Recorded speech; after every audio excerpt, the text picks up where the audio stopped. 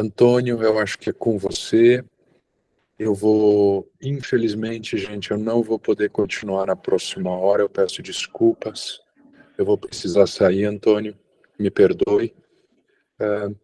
Se você puder, a hora que eu sair deve parar a gravação, então eu vou pedir para que você recomece para a gente não perder a gravação do estudo, tudo bem? Ok, tá tranquilo. Tá bom? Um abraço, meu amigo, fica com Deus. Todos Fica com fiquem Deus com Deus. também. Uma boa Obrigado. Muito bem. Então, vamos agora para a segunda parte, né, dos nossos estudos. Nós estamos no capítulo 3 do livro O Céu e o Inferno, né? O título é O Céu. E hoje nós temos um estudo que eu, pessoalmente, achei muito interessante, que é sobre as atribuições dos espíritos. Muito interessante as informações que o nosso irmão Allan Kardec traz através dos espíritos para nós, né? E diz assim: as atribuições dos espíritos são proporcionais ao seu adiantamento. A Cláudia vai ler para a gente. Não, pode continuar. Tá. Vamos lá, Cláudia, por favor. Não, pode continuar. Não, tem a voz feminina é melhor. Então, estudo do capítulo 3, o céu, item 13. As atribuições dos espíritos são proporcionais ao seu adiantamento, aos conhecimentos que possuem, às suas habilidades, à sua experiência e ao grau de confiança que inspiram ao mestre soberano. Não há aí privilégios ou favores que não sejam prêmio do mérito. Tudo é apreciado sob o critério da mais estrita justiça. As missões mais importantes são confiadas apenas àqueles que Deus sabe estar aptos a cumpri-las e cuja realização são incapazes de frustrar ou de comprometer. É bastante interessante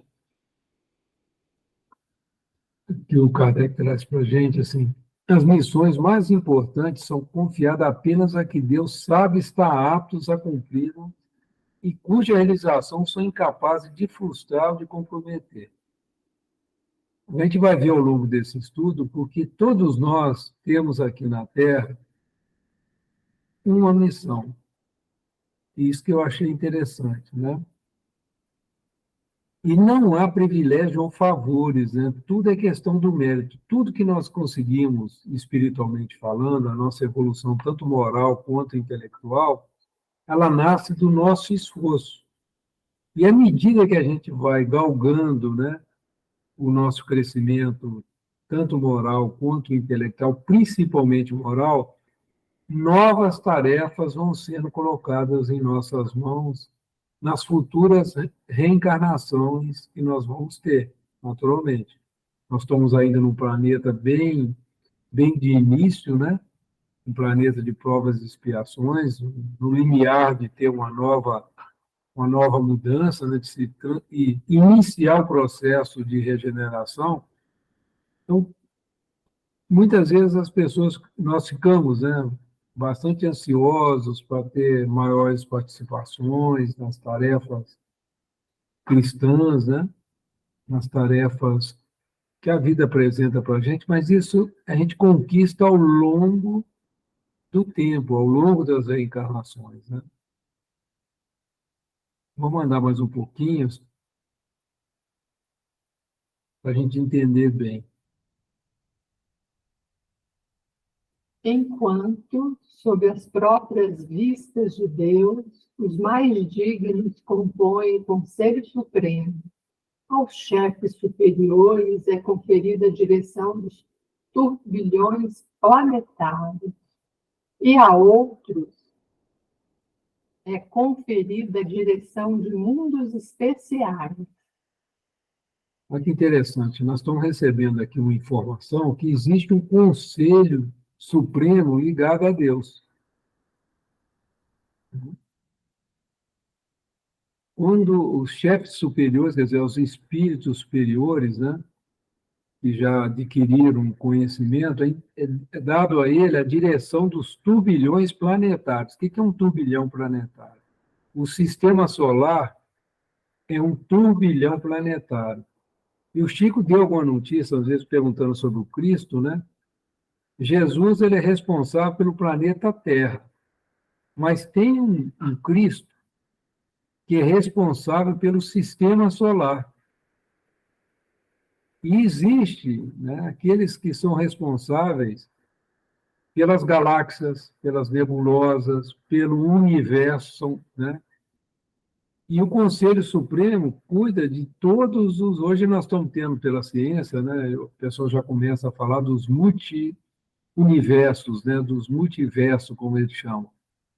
Existe muito... Não existe só esse universo. Imagina, a gente olha para esse universo e a gente não consegue, vamos dizer assim, captar o que significa, né? Nós estamos numa galáxia, existem bilhões de galáxias. Cada galáxia dessa tem uma direção, cada planeta tem um espírito que dirige, tem uma equipe que dirige, Jesus tem a equipe dele, quer dizer, olha que interessante. E tem um conselho supremos com Deus. Então a gente olha, o que está dizendo para a gente? Quando a gente se olha como espírito eterno, como a Alessandra estava lembrando, e olha o estado atual do nosso desenvolvimento, vê quanto que tem pela frente de oportunidade de crescimento, né? Você imagina tomar conta de um planeta. Imagina o que significa isso. Que tipo de conhecimento um espírito tem que ter para criar trabalhar na criação de um orbe, como Jesus assim o trabalhou, né? Que conhecimento tem que se ter para fazer parte de uma equipe, né? De um Cristo. É muito interessante quando a gente olha. Alguém gostaria de fazer algum comentário, alguma pergunta, trocar uma ideia? Senão, nós vamos andar mais um pouquinho.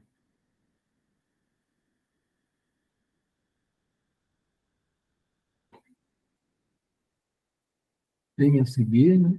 Vem a seguir, na ordem de adiantamento e de subordinação hierárquica, as atribuições mais restritas daqueles que são encarregados do desenvolvimento dos povos, da proteção das famílias e dos indivíduos, do impulso de cada ramo do progresso, das diversas operações da natureza, até os mais ínfimos detalhes da criação. Mais uma informação, na minha percepção, bastante interessante. Então, por exemplo, Ismael. Ismael é o espírito encarregado por Jesus de tomar conta do Brasil. É o que nós temos notícia, né? A gente faz, inclusive, nas nossas orações às 18 horas, a gente sempre tem o cuidado de fazer a oração de Ismael, né? Mas sempre lembrando, né, que é o nosso dirigente espiritual do Brasil. Então, cada povo, muitas vezes se imagina, por exemplo, o que está acontecendo lá na Ucrânia, com a Rússia, o que está acontecendo na Palestina, não tem uma direção, não tem um motivo para isso estar acontecendo. E isso está solto, isso não está sob controle. Com certeza, o espírito que cuida daquela região, que cuida daqueles povos, estão ali à frente, estão estudando o que pode ser feito, a minimizar, né, a dificuldade ali dentro. O Irã, os Estados Unidos, a Rússia, a China, todos esses aglomerados de povos, vamos chamar assim, têm um dirigente espiritual ligado diretamente ao Cristo do planeta. O Cristo ligado ao Cristo do sistema solar. Então, as decisões, por exemplo, que possam trazer consequências para o sistema solar, como, por exemplo, se desencadear aqui uma guerra nuclear que leve o planeta a ser destruído, isso tem uma influência em todo o sistema solar. Então, a coisa não está solta. E muitas vezes a gente, por não ter por não pensar, por não entender que existe aí uma coordenação divina de tudo que está acontecendo, e muitos perguntam, mas tem um livre-arbítrio? Sim, o livre-arbítrio existe, né? As decisões podem, mas ele tem um limite dentro do processo das leis divinas. As coisas não estão soltas, tudo está ligado às leis. Né? Quem estudou com detalhe, nós já tivemos a oportunidade de estudar no nosso grupo do Evangelho de Segunda Emana, de estudar as leis morais, as leis divinas. E a gente vê que existe uma ordem, como existe a lei da gravidade, como existem as leis biológicas que regem o desenvolvimento, né? Tanto dos nossos corpos quanto dos vegetais, quer dizer, não tem nada solto no universo. E muitas vezes, diante de um caos, como nós estamos vivendo agora, dá a impressão que as coisas estão soltas. Não estão. Esses acontecimentos todos que nós estamos passando agora estão sob a direção de espírito ligado ao nosso Senhor Jesus Cristo. Então, é importante a gente meditar sobre isso para a gente acalmar a nossa alma, passar pelas dificuldades, mas sem perder a fé, sem perder a noção dessas leis, né?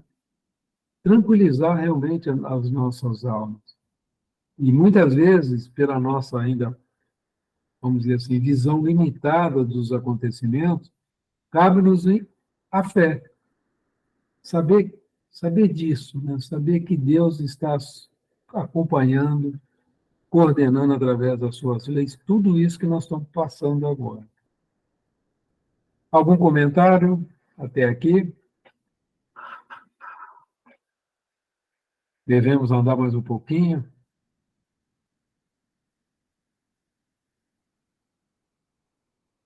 Nesse vasto e harmonioso conjunto, existem ocupações para todas as capacidades, aptidões e disposições. Ocupações que são aceitas com alegria e solicitadas com ardor, porquanto representam um meio de adiantamento para os espíritos que aspiram a se elevar. Vamos pensar um pouquinho sobre isso, né? Então, existem ocupações para todas as capacidades, aptidões e disposição. Vamos lá no nosso cantinho, né? Lá nós temos a figura do presidente do centro, né? Nós temos a figura da diretoria, cada uma atuando num determinado ponto, né? Nós temos os dirigentes das reuniões mediúnicas, nós temos ali as pessoas com funções da mediunidade, as pessoas com funções no processo de vibração para que a reunião corra bem, né? Aqueles que fazem o diálogo com nossos irmãos mais necessitados, né? O espírito, aquele que dá passagem para o espírito que abre a reunião, aquele que dá passagem para o espírito que faz o fechamento dos trabalhos, né? Aqueles que estão encarregados da coordenação, né? Dos estudos. Então, você vê que, na medida que a gente aceita com alegria, né? Mas a gente pede com vontade, com ardor, para ter a oportunidade de ter uma tarefa, né? Aí, muitas vezes, as pessoas, assim, toda a tarefa que está aqui na Terra, ela é muito importante. Muitas vezes a gente fica, eu gostaria de fazer isso, fazer aquilo, mas aquilo que está sendo oferecido para a gente, lembra? Que é dado de acordo com a nossa aptidão.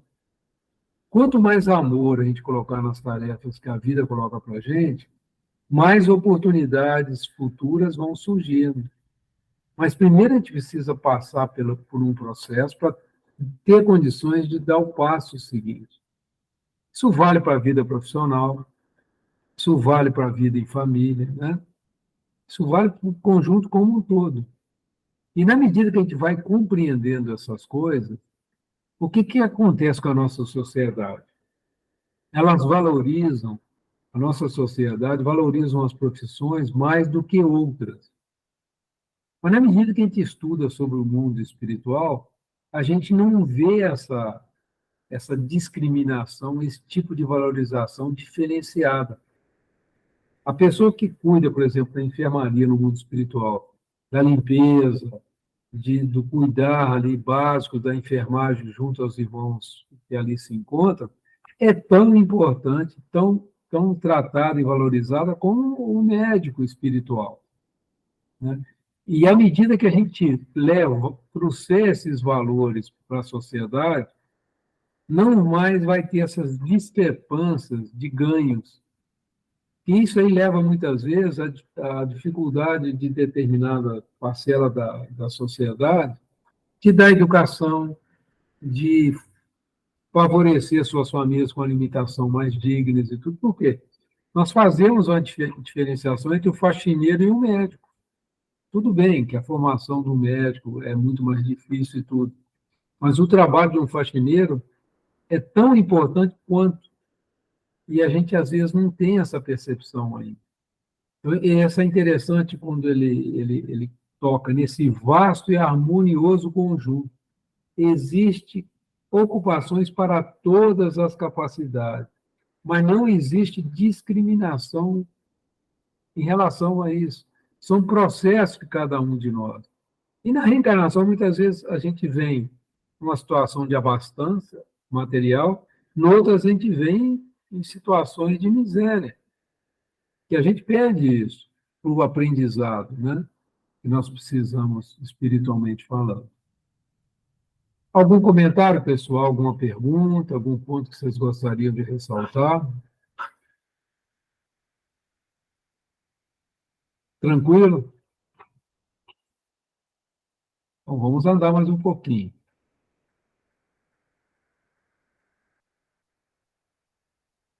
Esse foi o único trecho que foi suprimido nesse capítulo 3 do versículo O Céu. Se vocês pegarem a quarta edição, né, do Céu e Inferno, que é a edição adulterada, vocês não vão encontrar esse trecho. Está aqui. Tá? Olha, traz a seguinte informação para a gente que não está na obra adulterada. A encarnação é inerente à inferioridade dos espíritos. Ela não é mais necessária àqueles que lhe ultrapassaram os limites e progridem no estado espiritual, ou nas existências corporais de mundos superiores que nada mais têm de materialidade terrestre. Então, a encarnação é uma característica de espíritos inferiores. Nós somos espíritos ainda inferiores na escala espírita. Nós reencarnamos no mundo de provas e expiações.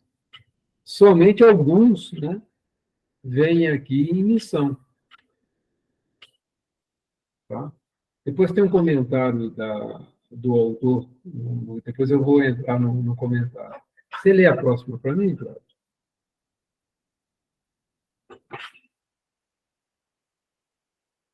No caso destes últimos, a encarnação é voluntária, de modo a exercer uma ação mais direta sobre os encarnados, para que se cumpra a missão da qual estão encarregados entre os mesmos. Aceitam os espíritos superiores as vicissitudes e sofrimentos da encarnação por devotamento. É interessante. Vamos pensar, por exemplo, o nosso querido Chico Xavier. Né? Provavelmente já é um espírito que já pode ou já vive, né, em mundos superiores ao planeta Terra. Mas Jesus pede a esses espíritos que reencarnam uma missão. A missão do Chico foi trazer, hoje nós já sabemos, mais de 540 livros, né, da sua lavra, né, mediúnica. A missão dele foi trazer, complementar os ensinos já feitos por Allan Kardec. A gente vê as obras do Chico são super importantes. Nós estamos estudando aqui o Obreiros da Vida Eterna, uma obra trazida pelo Chico. Nós estudamos Seara dos Médios, também uma obra trazida por Chico. Nós vamos estar estudando aqui a Justiça Divina, que é uma obra que também vem complementar esses estudos que nós estamos fazendo agora. Então, o Chico, por exemplo, como um espírito superior, mas um espírito já em condição de cumprir uma missão dessa envergadura, né? Como Allan Kardec mesmo, né? Ele é um espírito já bastante evoluído, né? Dizem que é o mesmo espírito, Chico e Allan Kardec. Né? Não vou entrar nessa questão aqui, eu pessoalmente acredito nisso, mas tem outras pessoas que assim não pensam, a gente respeita, né? Guarda o respeito, porque o que importa é a obra, né? E não essa questão. A gente vê, por exemplo, Alcione, né? Que vem do Mundo Feliz para ajudar os seus amados, né? E ao seu amor, né? E vê o sofrimento que ela passa estudando o livro Renúncia, né? A gente tem ali, vamos dizer assim, um espírito missionário focado em atender um determinado número de espíritos, né? Outros, como Francisco de Assis, né? Vêm para trazer, assim como Chico Xavier, uma abrangência maior, né? Um toque maior, dar um toque à humanidade, né? Outros vêm com a missão de ajudar um grupo de espíritos. E isso está acontecendo o tempo todo, né?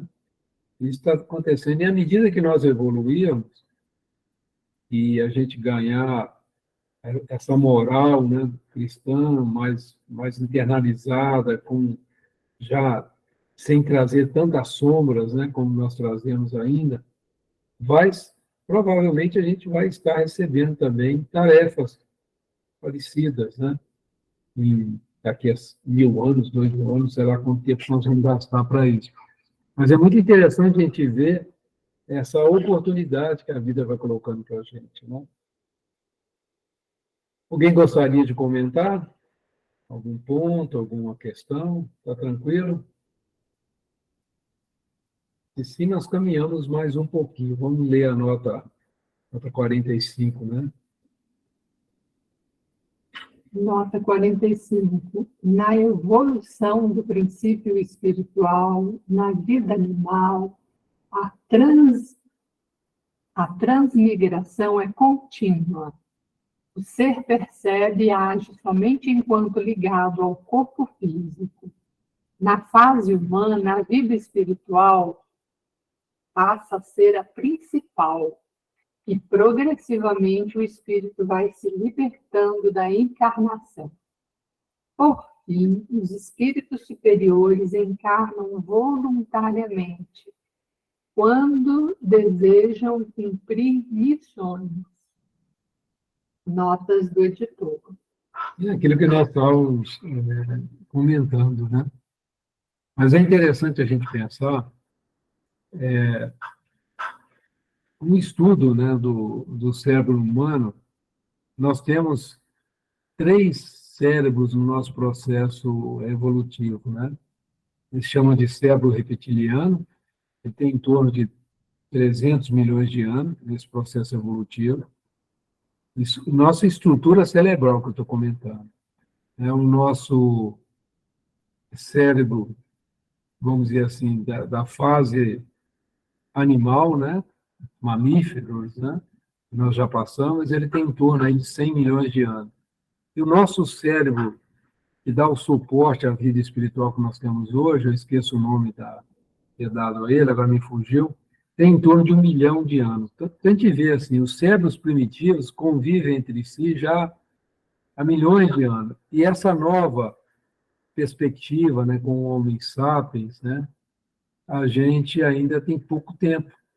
Então, nós estamos muito mais próximos ainda dessa vida animal, por isso essa ferocidade que nós temos, né? Essa propensão à guerra, à violência. Então, isso está muito desse processo evolutivo nosso. E isso só passa na medida que a gente vai trabalhando a questão moral, né? Um trabalho interno. Enquanto nós estivermos com os nossos olhos ao externo, olhando o nosso irmão, julgando, procurando defeitos nele, nós estamos nessa fase ainda anterior. Na medida que a gente começa a se olhar e a se trabalhar, a coisa começa a ganhar uma nova perspectiva. Pois não, Alexandre? Esses cérebros que você falou, você está falando biologicamente e da nossa evolução, é isso? Isso, é biologicamente. É a divisão, né, o senhor chamado cérebro triuno. Nosso cérebro tem um livro, inclusive, do Délcio Iandoli, do Sérgio Lopes, e daquela Ivênia, né, que estuda ela estuda muito sobre os animais, a vida dos animais. Eles escreveram, três mãos, né, esse livro. O livro dos Espíritos tem falando Também sobre. comenta pouco, né, mas esse livro do Cérebro Triuno é muito interessante. Mas a gente, conforme evolui, a gente, como é que eu vou expressar? Deixa de ter um cérebro para ter outro, é isso? Não, Ele eles evolui. convivem. Hã? Eles convivem entre si. Por quê? Nós não precisamos dos instintos. Por exemplo, quando você chega a mão num local quente, você não precisa ter uma reação para tirar essa mão fora. Sim. É sentir fome. Uhum. Não é do corpo animal? Uhum. Sentir raiva, né? É do animal. Sentir medo. Então, são emoções ligadas ao cérebro. Por exemplo, o reptiliano vem lá desde os dinossauros. A gente vê nos filmes, não sei, a gente não conviveu com os dinossauros, mas são extremamente ferozes, né? Então, por exemplo, esse processo todo de evolução a gente vai herdando milhares de anos. Sim, mas eu não. Agora, eles não Desculpa. ficam separados. O grande problema nosso agora é que o nosso cérebro, que nos liga às forças superiores, nos ligam a Deus, ele é muito recente. Ah, tá. Você está entendendo? Eles vão, assim, o cérebro que agora atual nosso, ele é recoberto por esse cérebro mais evoluído, vamos dizer. O cérebro frontal, que nos liga à espiritualidade superior, que dá essa noção de Deus. Eles estão entrelaçados. A questão Isso. do amor também, já são valores mais espirituais. É como se fossem camadas, São Antônio. camadas, esse é o seu raciocínio. A gente vai acrescentando, a gente não perde. Não perde, ser... você precisa delas. Tá, Por exemplo, entendi. Você já assistiu aquele filme antigo, chama Laranja Mecânica? Que eles Ai. tiram o lóbulo, aquele que gera a ferocidade, eles atuam nesse cérebro primitivo. Lobotomia, se eu não me lembro. Uhum. Isso foi... A pessoa não reage.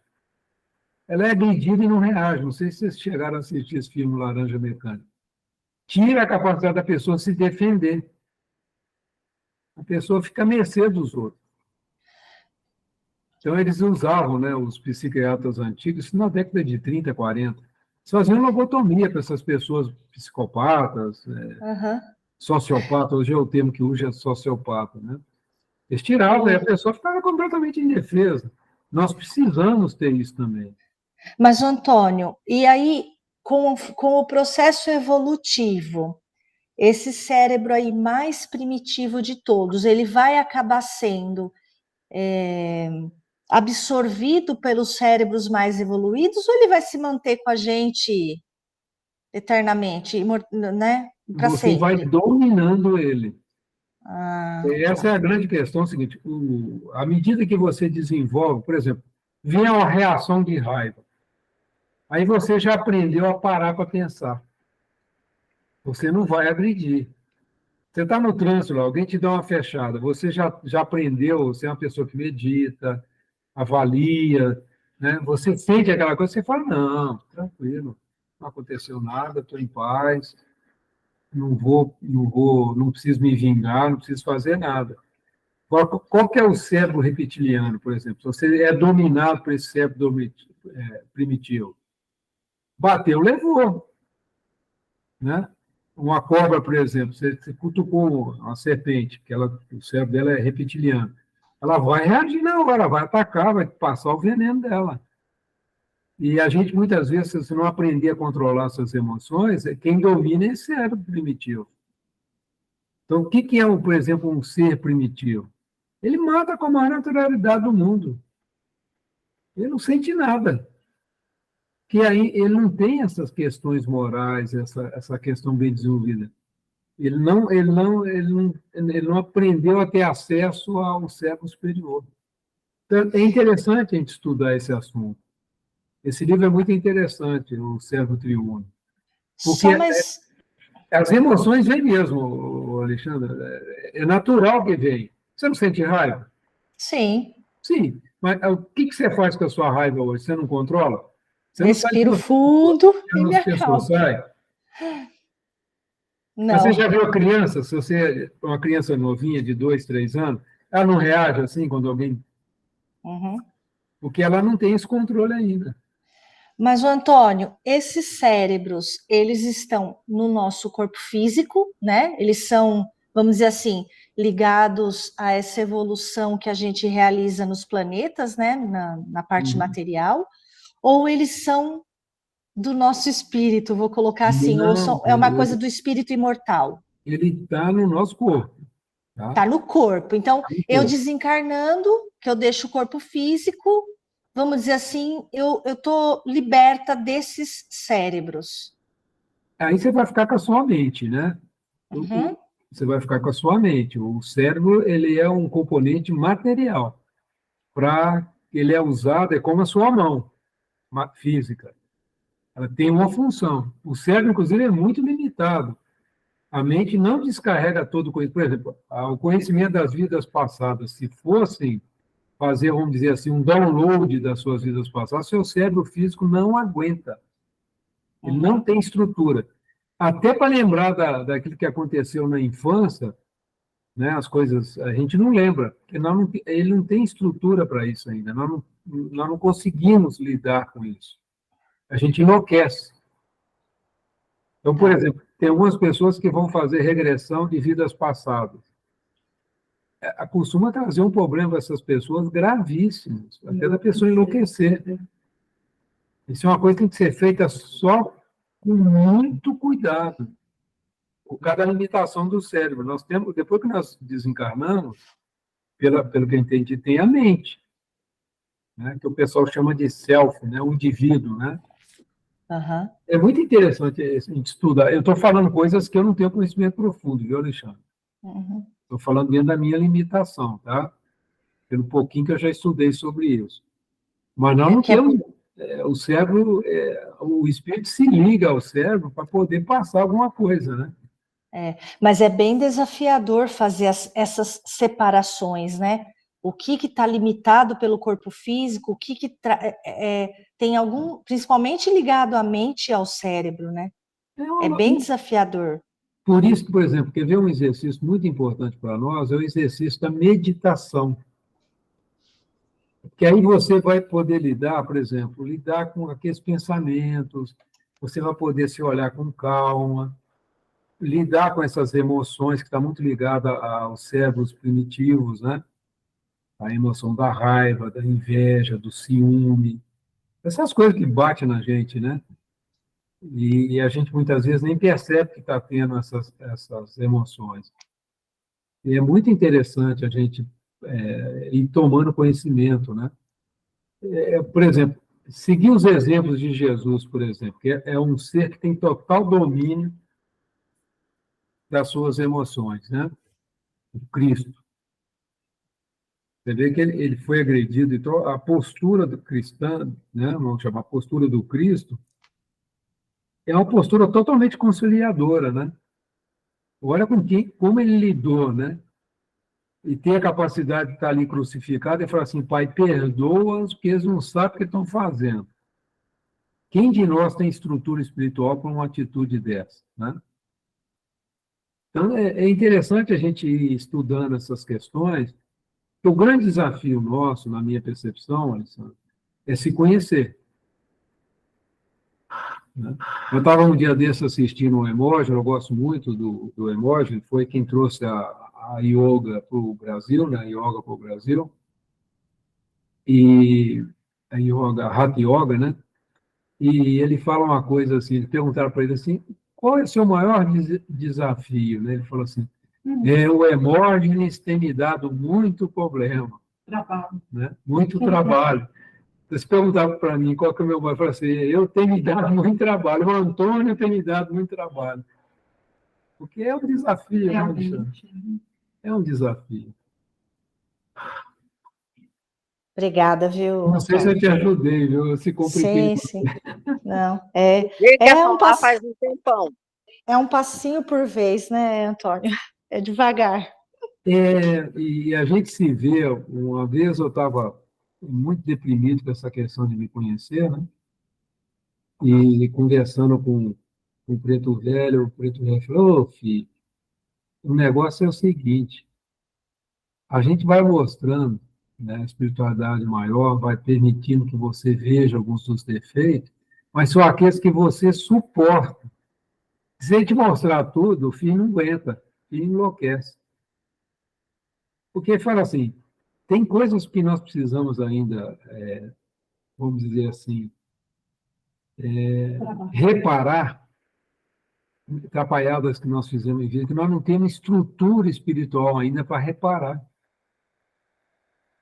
Mas um dia a gente vai ter, e vai ter oportunidade de fazer esse serviço. Então as coisas vêm realmente na medida que a gente suporta, né? Por isso que Jesus fala para a gente que cada um pegue a sua cruz e me siga. Bom, vamos dar um tempinho para o Genivaldo aqui, está aí com a mãozinha levantada, está com a cara doendo aí, né, Genivaldo? Deixa eu dar meu pitaquinho aqui também. Quando a gente vê os fósseis que são encontrados na evolução, né, humana, começa com os australopitecos, eles têm uma caixa craniana que é pouco maior do que um cão nosso doméstico hoje, não é? E então, vamos dizer assim, a máquina, o computador, ele está compatível com o operador. Por que aquele espírito está naquela condição? Porque é aquilo que ele conseguia naquele momento, recém-saído da questão dos impulsos, dos instintos, é o que ele sabia utilizar. E aí vem a marcha evolutiva do tempo, e aí vem a caixa craniana do Homo habilis, um pouco maior, já sabendo trabalhar ferramentas, já sabendo trabalhar, procurar cavernas, fazer pinturas rupestres, então achar tintas, não é? E aí a gente começa a compreender as sucessivas levas de irmãos nossos que vieram de Capela e começaram a habitar se valer, né, desses corpos ancestrais. Só que o perispírito é que rege a formação do corpo. Então, esses capelinos, apesar de moralmente ainda ter muito a desenvolver, etc., eles tinham alguma coisa pouco melhor, vamos dizer assim, de evolução, do que seus tataravós. Então, há uma geração seguinte de corpos mais melhores, vamos dizer assim, estratificados dentro daquele que a gente conhece hoje, e com essa capacidade de pensar, de se adaptar, eles vão também, dentro da lei de Darwin, sobrevivendo melhor nessa luta, e isso fazia planejamento dentro do alto, das diretrizes do alto, não é um jogo aleatório, não é? E depois vem os Neandertais, na época aí da glaciação, e depois substituído por Homo sapiens, que é mais ou menos o volume craniano que a gente possui hoje, e que a gente nem aprendeu a utilizar todo o potencial dessa máquina. O que arbitra na questão do nosso procedimento, etc., é o espírito. A matéria está aqui pronta para usar, e quanto mais a gente usar, quanto mais a gente estudar, quanto mais a gente meditar, mais filamentos a gente vai intrinsecando nesse campo magnífico da nossa capacidade cerebral, e mais a gente vai transmitir aos nossos tataranetos uma compleição melhor, porque isso aqui vai começar a chegar uma geração nova de espíritos melhores, mais espiritualizados, e que vão usar essa máquina muito melhor do que eu usei pela minha incapacidade, não pela matéria, mas pela minha incapacidade evolutiva. Magnífica a espiritualidade que usa a evolução. Por isso que essa questão dentro dos Vedas, da civilização que hoje a gente conhece como a Índia, Paquistão, aquela região ali do Planalto do Irã, eles traziam dentro deles esse conceito, né, que eles falam que a gente pode reencarnar em corpos de animais e coisas assim. É uma ancestralidade. Claro que não, né, dentro do espiritismo a gente sabe que não, que o espírito não regride. Mas para aqueles capelinos que começavam a habitar esse corpo pesado dos hábiles, dos homos hábiles, dos neandertais, para eles era como se eles estivessem voltando no corpo de animais. Eles conheceram antes, vamos dizer assim, uma compleição melhor.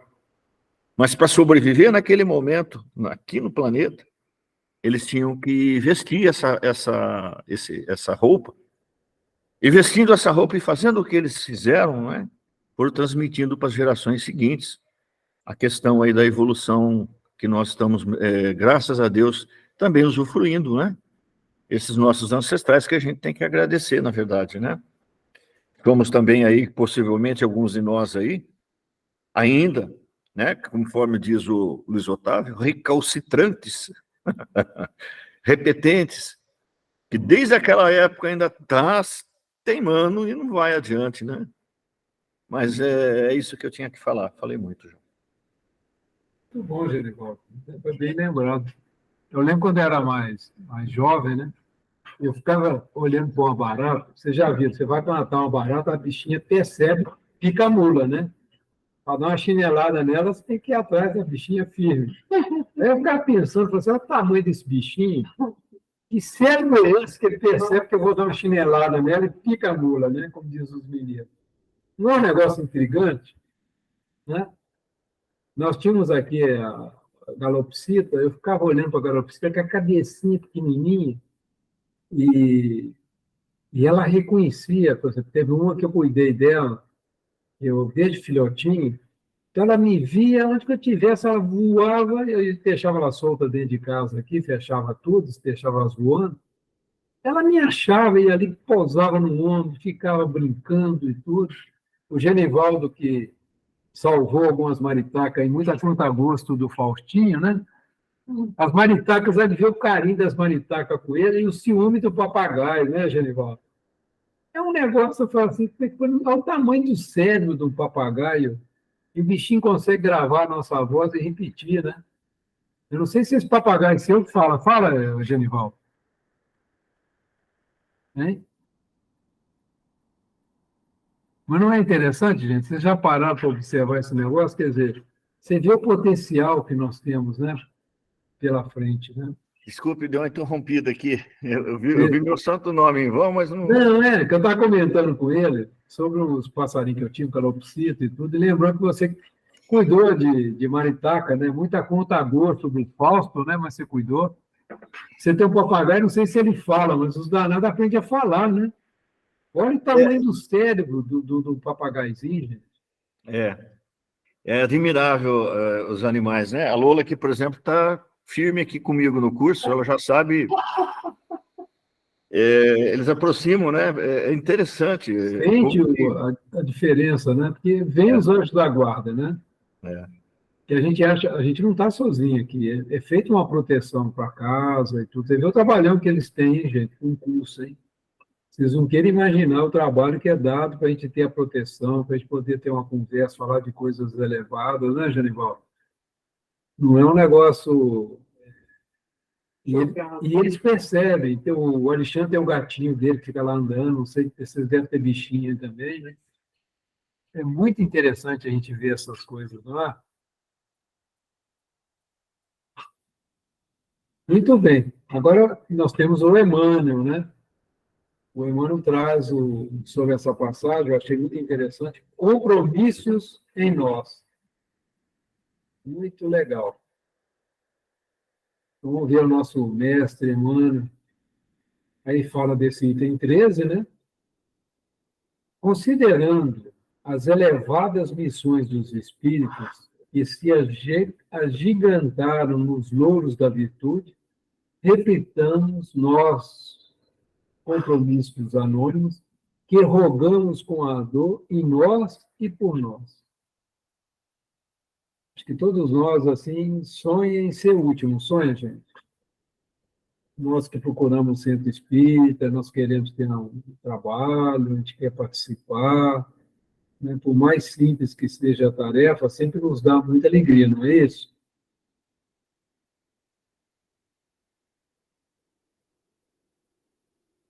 Reflitamos nos compromissos anônimos que rogamos com a dor em nós e por nós. Interessante.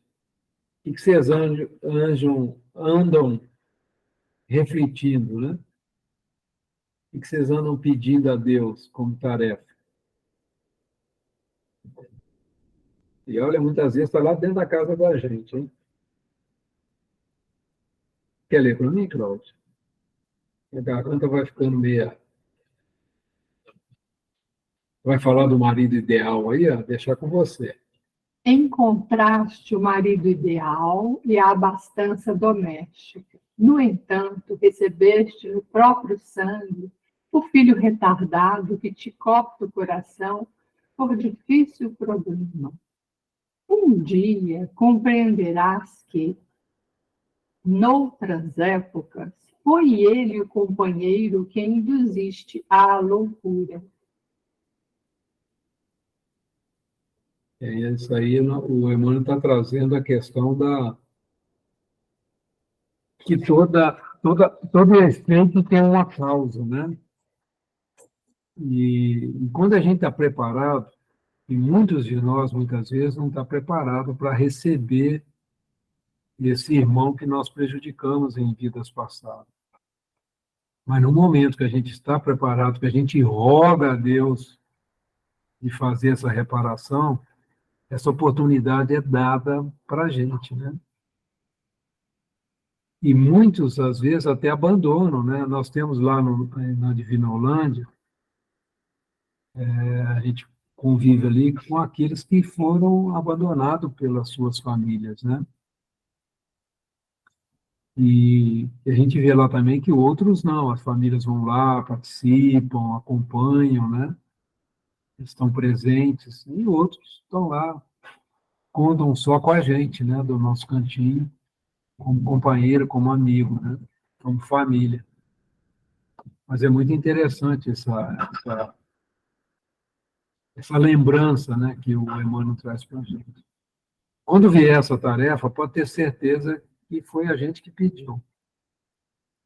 Uma tarefa como essa não é imposta. Isso nós podemos ter certeza. São compromissos, né, de vidas passadas que estão aí como oportunidade da gente crescer, né, moralmente, como nós estávamos comentando anteriormente. Lê mais um pouquinho, Cláudio?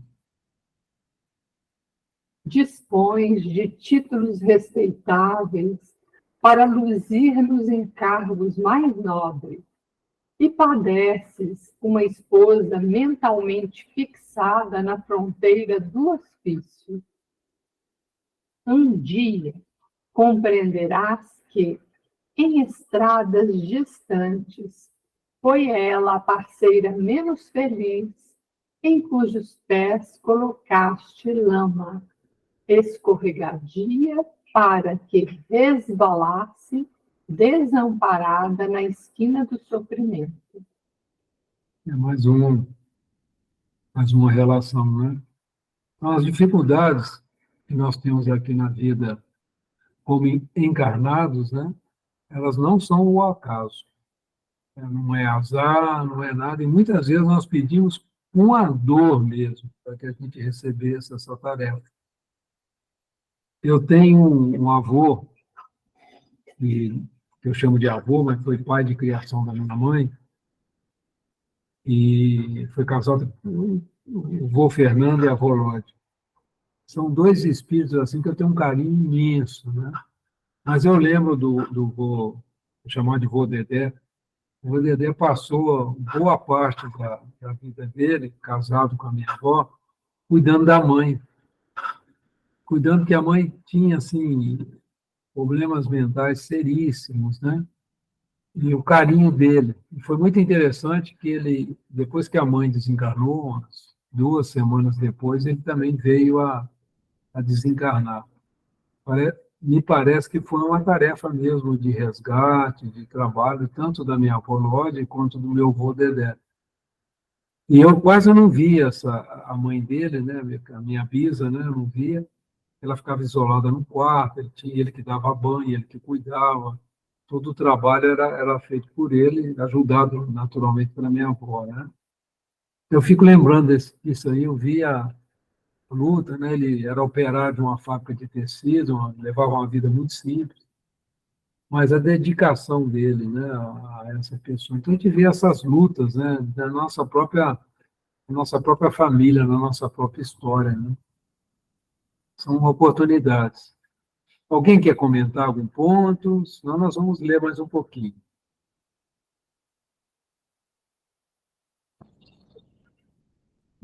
Vamos lá.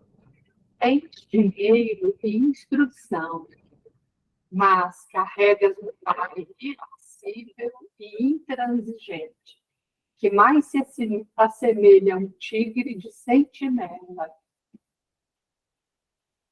Um dia compreenderás que ele vive assim por defeitos da educação que lhe impuseste em outra existência. Interessante. Emmanuel vai assim, reforçando os exemplos, né? Não precisamos ficar entrando em detalhes, dessa relação entre a dificuldade e os nossos compromissos espirituais. Vendo que todos nós, em escala maior ou menor, nós temos a nossa missão aqui na Terra, né? Essas são tarefas que são colocadas sobre as nossas responsabilidades. E na medida que a gente consegue cumprir, né, com essas reparações, nós vamos ganhando galardão, né, a gente vai ganhando condições de assumir tarefas mais abrangentes, mais humanitárias, né?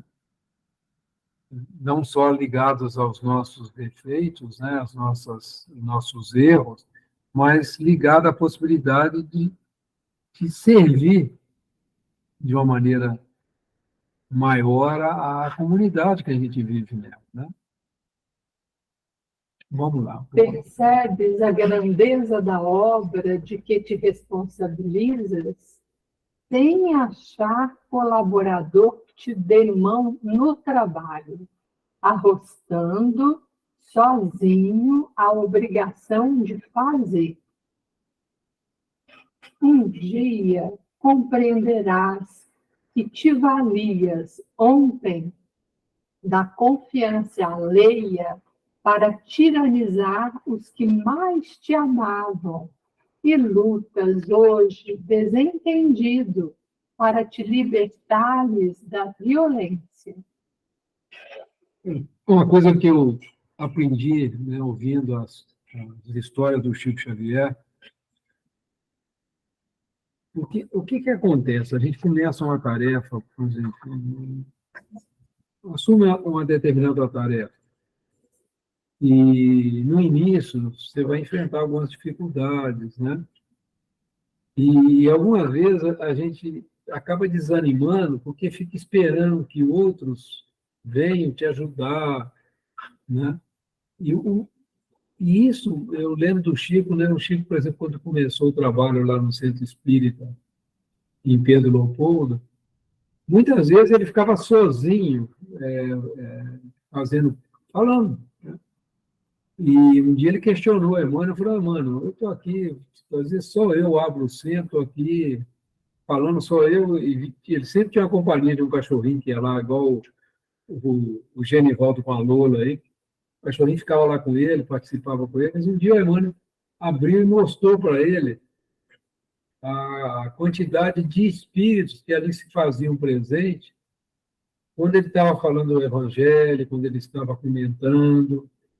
E ele entendeu que muitas vezes a gente fica contando muito vem pouca gente na reunião, são poucos e tudo. Mas a gente não faz ideia do trabalho que está sendo feito no campo espiritual.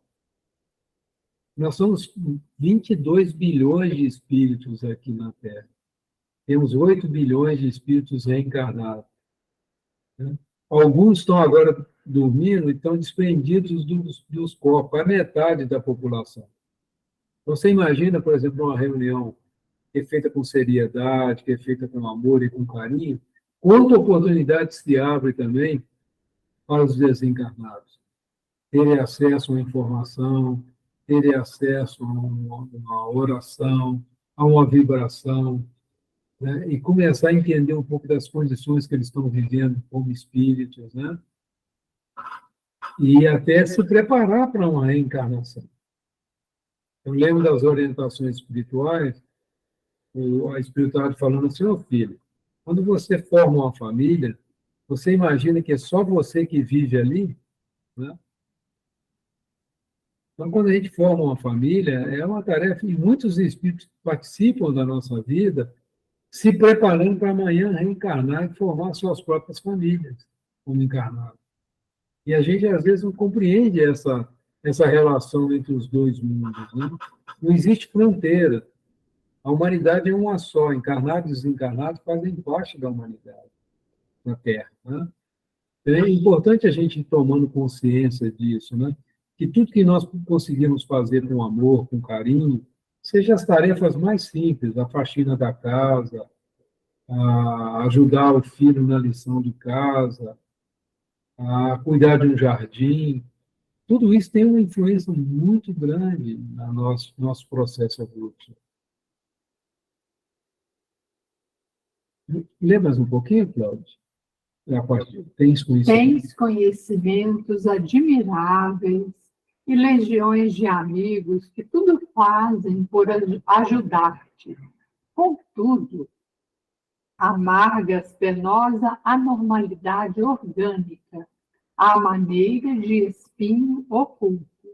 Um dia compreenderás que a mutilação e a deformidade, a inibição e a moléstia constituem remédios nos pontos fracos da própria alma. Gente, já está dando chegando próximo do fim da aula, né? Então, nós vamos parar aqui e próxima semana o G deve estar, se ele puder, ele vai estar dando continuidade. Eu termino esse texto, né? E o G entra com o próximo item do livro O Céu e o Inferno, né? Alguém gostaria de fazer mais algum comentário? Senão, nós vamos fazer a oração de encerramento. Alguém gostaria de fazer a oração de encerramento? Está animado? Eu posso fazer. Pode, Genivaldo. Beleza. Por favor. Então, nós vamos procurar direcionar o nosso pensamento, a nossa vibração, até a nossa casa de trabalho.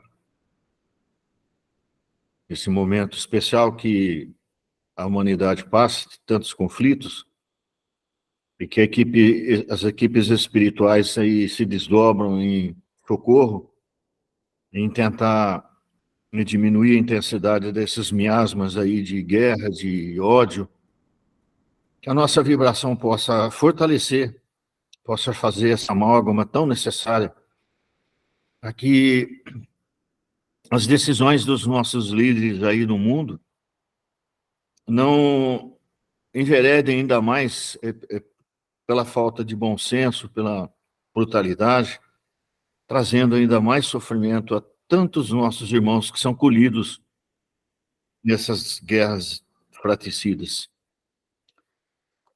Pai nosso que estás nos céus, santificado seja o teu nome, venha a nós o teu reino, e seja feita, Pai, a tua vontade, não a nossa, assim na terra como nos céus. O pão nosso de cada dia, nos dai hoje e sempre. Perdoa as nossas dívidas, assim como nós perdoamos nossos devedores. E não nos deixe, Pai, cairmos em tentações, mas livrai-nos do mal. Que assim seja. Nosso Pai maior nos abençoe, nos fortaleça e nos deixe sempre unidos e vamos vencendo sempre. Graças a Deus. Muito obrigado, Genivaldo. Obrigado a todos pelo carinho, pela paciência. Obrigado, Antônio. Obrigado, Um ótimo viu? fim de semana, gente. Ó, Vocês aniversário também. do nosso cantinho, hein? Né, Genivaldo? Isso É mesmo. aniversário do nosso cantinho domingo. Tem bolo. Tem bolinho. Você até a puder Leda ir, a Ledinha com 86 anos está indo lá. É vergonha vocês não irem. Vai ter bolo. Nossa, já pensou? A Leda, nossa senhora. Boa noite a todos. Bom final de semana. Maravilha. Boa noite. Boa noite, fiquem com Deus.